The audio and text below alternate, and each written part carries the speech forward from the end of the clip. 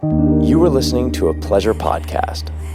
For more from our Sex Podcast Collective, visit pleasurepodcasts.com. Welcome back to Private Parts Unknown, a podcast about love and sexuality around the world.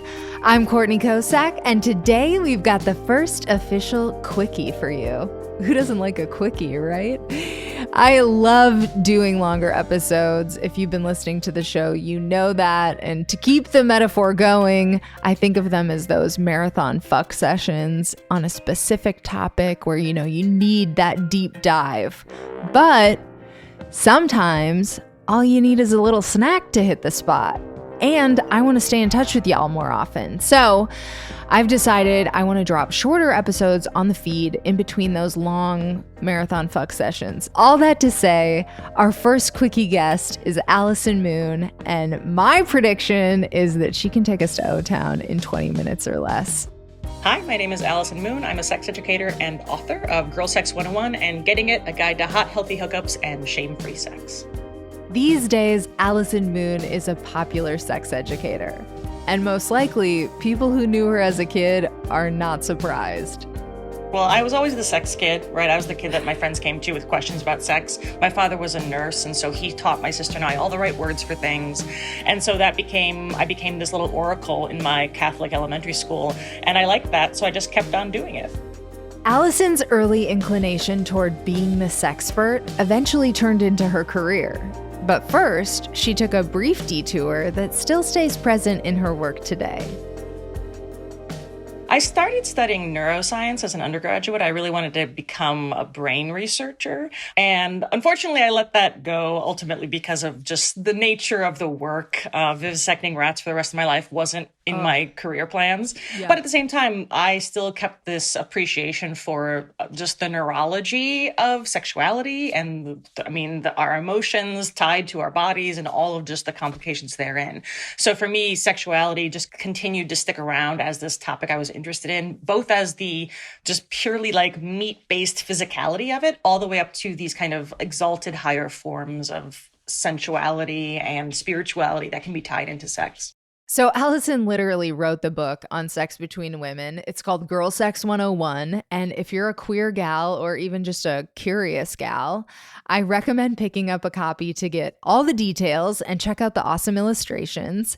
But today, we're going to give you the quick and dirty Cliff's Notes on Girl Sex 101. Well, ultimately, it's a book for queer women about how to have sex with queer women. It was a book that I didn't really see that existing. There were books about lesbian sexuality, but they tended to be very dense and very encyclopedic. And I wanted a book that was really easy to read, very accessible, not scary, trans-inclusive, and that kind of just acknowledged that your identity might not be lesbian, but you still might want to know how to have sex with women. And so for me, that was my jumping off point. It was the book that I created for the baby dyke that I was when I was coming out at 16 years old.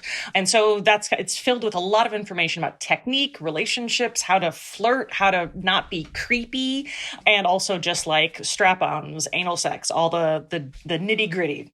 I, for one, love a good old-fashioned fingering. It is a vastly underrated sexual activity. And with good technique, hands can unlock a tremendous amount of pleasure. So I wanted Allison to give us an overview on how to make the most of our hands in the sack. And yes, these tips are geared toward queer women, but they're really for anyone trying to please a vulva owner.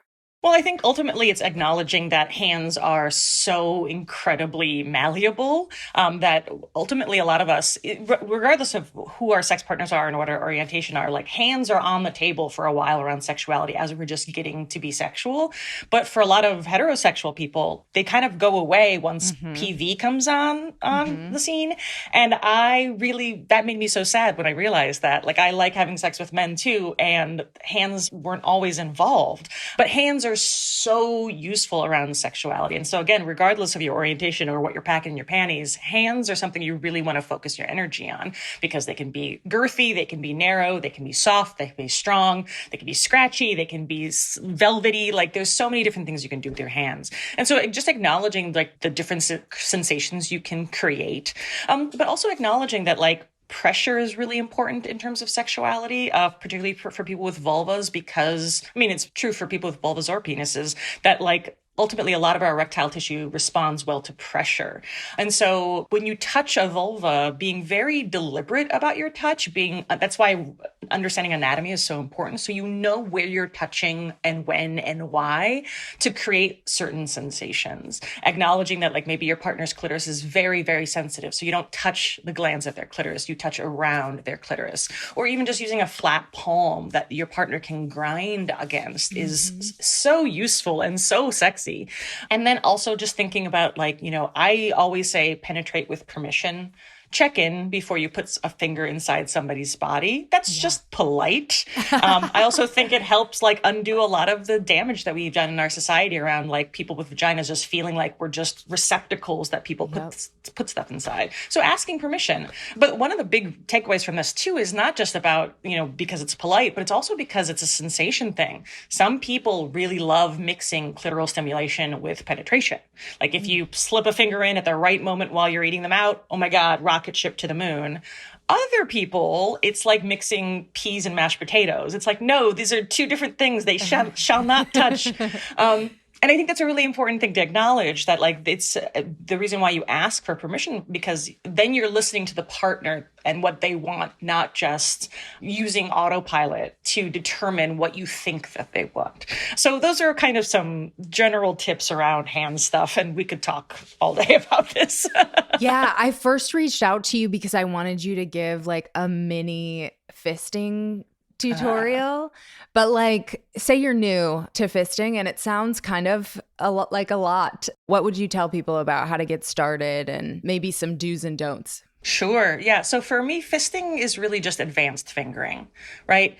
People, they hear the word fisting and they think you go in fist first. And that is not at all the case. It is really just the experience that a lot of us have had of like, would you like me to add a finger? Yes, please. You add a finger. Would you like me to add a finger? Yes, please. Add a finger. And then you're kind of running out of fingers, right? Like that's usually how fisting happens, is when you kind of notice that that they can take more, your partner wants more, you want more, but you don't have any more to give. And that's when the palm of your hand becomes the girth that you're looking for. So really, it's just, again, making sure that your partner, or again, the recipient of the fisting, is very lubricated, very aroused, feeling capacious, and asking before you add any girth, because sometimes it can feel like there's a lot of room in there from the giving side, but it's actually very tight for the receiver.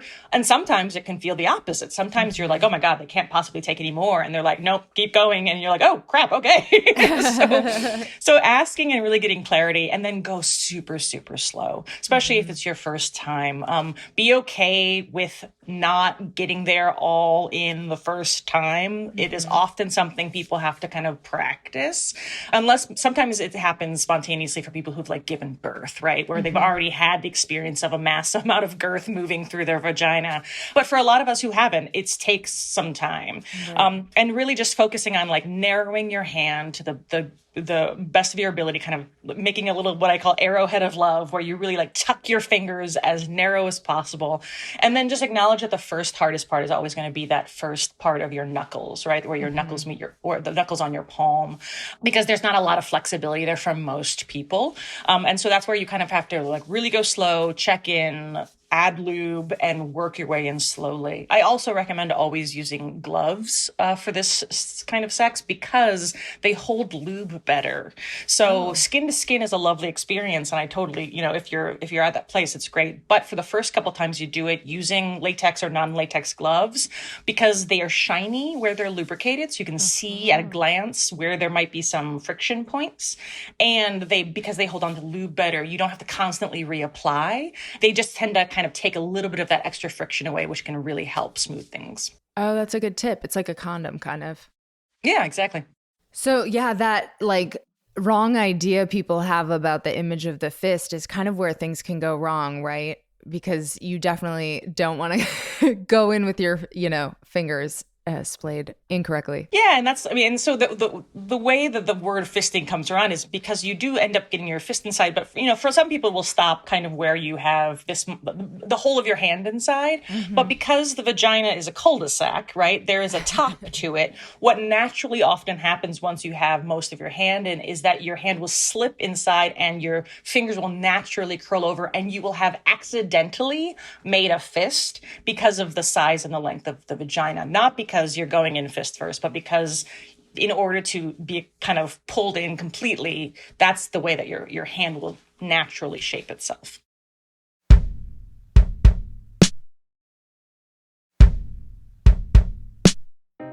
Oral sex is another tentpole of queer sex between women. So Allison's going to give us the 411 on how to master mouth stuff. But again, these tips apply to anyone trying to please a vulva owner. I'd say exploring sex with a little bit more light in the room. Oftentimes with cunnilingus specifically, like you'll often be going underneath covers in a dark room. And so you really are flying blind. To the degree you can, especially with a new partner, kind of see the lay of the land is actually really helpful. So you just kind of get a sense of where everything is. And then acknowledge that different people like different sensations. And this is, again, even if you have all the same body parts. My girlfriend and I, we have all the same parts, but oh my gosh, the way we like stimulation is so different. Like I'm the kind of person where you can put a jackhammer on my clit. I'm like, yeah, that's fine. Me too. But my partner, yeah, exactly. And my partner is just like, if you look at her clit the wrong way, it'll just buzz her brain out. So it's like, okay. So understanding that, some people like direct clitoral stimulation. Some people like kind of generalized, kind of clitoral, kind of shaft stimulation, and get to know that. And one little tip that I often use is how a person likes their nipples played with sometimes will give you a good clue as to how they like their clit played with. So for people who are very wired very sensitively, if they're like, my nipples are it's sending buzzy sensations throughout my body, that is usually a good indicator that their clit might be the same way. And again, everybody's different, but this is something I've just noticed anecdotally in having sex with a bunch of different women, that tends to give you a little bit of a clue in terms of just their neurological wiring.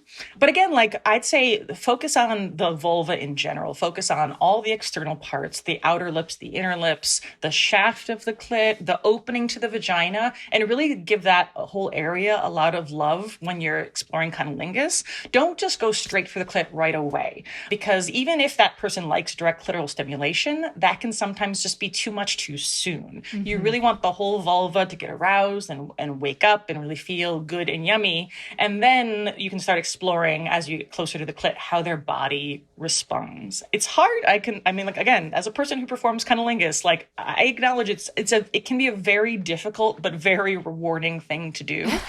But it requires not only to understand the vulva, but to listen to your partner in general in a lot of ways, while you're also focusing on your tongue and your mouth, right? So listening to how their body's moving, just looking, glancing at their face, making sure that everything looks good and that everybody's on board, because you're trying to basically take in as much information as possible through kind of non-verbal ways, oftentimes through sound, through just body heat, through the way that they move their hips. And you're tracking it all at once, which can be very exciting, but also kind of overwhelming if you're not used to that. Is there anything more on the relationship side for Girl Sex 101 that you think is really important for people to keep in mind as they explore these relationships? Well, I think ultimately, where I get a lot of pushback from my book is people gatekeeping identities. And I think something I've just noticed as I've gotten older, even with younger generations, a lot of people are very afraid to identify in different ways, or are very afraid to explore things that they might not be sure they're ready for a label with yet. Mm-hmm. And I just want to say, this is always going to be a journey for everyone. I'm 41 years old and I'm still learning about my sexuality in new ways. And to give yourself permission to be a beginner and to give yourself permission to not know the answers, just because, again, you have all the same parts, does not mean that you know how your partner works, right? And so it's okay to have a beginner's mind and to try things on. And so that can be a thing about, queer sex. It's like you might not know what you want, but reading the book might be a way for you to get a sense of, okay, this is something I definitely want to pursue, or this is something that's probably not for me. Yeah, I love that. Yeah, the identity thing too. I mean, I have not yet had girl sex, but I'm 39 and I'm not counting myself out. Yeah, exactly. Life is a journey. Yeah. I love all of this advice from Allison, especially allowing yourself to explore your sexuality without the pressure of labels. Life is indeed a journey and sexuality is fluid, and it is okay to try stuff out and not have all the answers. Thank you so much for tuning into this episode of Private Parts Unknown. And thank you so much to Allison Moon for being our guest today, our first Quickie. I think she got us there. Did you guys get off? I definitely did. So make sure you order your copy of Girl Sex 101 from bookshop.org or your local bookstore or wherever books are sold. And of course, stay tuned. I've got lots more sexy episodes coming up for you soon, including the Star Garden unionizing strippers and another conversation with Allison about casual sex. And for the latest episodes of Private Parts Unknown, look down and make sure you're following us on your favorite podcast player now. Just click the bell button on Spotify, or there's maybe like a follow button or subscribe. And to stay in touch between episodes, follow me at Courtney Kocak. That is Kocak on Instagram and Twitter. And follow the show at Private Parts Unknown on Instagram and at Private Parts Un on Twitter. And I am shamelessly trying to hit the top 1% on OnlyFans before I retire. And I'm currently in the top 4.2%. So if you are interested in looking at Playboy style pics of yours truly, a little peek behind the curtain or behind the podcast app, you can subscribe to my OnlyFans. I am at Coco Peep Show on OnlyFans, and I would be honored if you helped me get to the top 1%. We got to celebrate these titties while they're still up, okay? And of course, subscribe to our newsletter at privatepartsunknown.substack.com. The link is in the episode description. Shout out to Amy Rausch for the bomb-ass theme music. For more about Amy and her music, check out amyrausch.com. That is Amy, RAASCH.com. This episode was mixed by my ride or die audio guy, Michael Castaneda of Plastic Audio. And after enjoying this content, could we ask you for a quick favor? Just go to ratethispodcast.com/private and give us a 5-star rating and review. We have been trying to hit some rating and review goals lately, and y'all have been amazing about helping us out with that. So our goal on Apple Podcasts is to get to 275, and we are currently at 256. And that means we're just 19 away. So if you are listening on Apple Podcasts, please give us a 5-star rating. And I would love a new review. It's been a couple weeks since our last one. So if someone just wants to drop a sweet compliment about the show or me or Allison, whatever, we will take any compliment we can get. And on Spotify, our goal is to get up to 75 ratings, and we are currently at 71. I think we can do it by the next episode. Prove me right. So if you are listening on Spotify right now, please go to the upper left-hand corner of our page, click the star button, and then click all 5 stars. Let's go, Spotifyers. And regardless of where you are listening, you can give us a rating and review by going to ratethispodcast.com/private. And there's a new way you can support the show because we are now on the Fountain app. And so if you are listening on a V4V platform and you get value from this show, you can support us by sending a boostagram. And we have gotten one recently on our last episode. Walter W. boosted 500 sats. And Walter said, "I love truth. Good episode." Thank you so much, Walter. If you leave us a boostagram, I will probably read it on air. So if you are on Fountain or another V4V platform, send us those sats, baby. Thank you so much. I had an amazing Quickie with y'all. Until next time, stay curious and keep exploring. Love you, privates.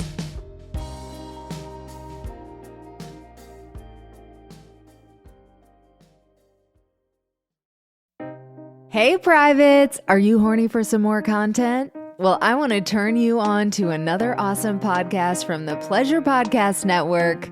Do you like hot and naughty stories? Check out Body Storytelling.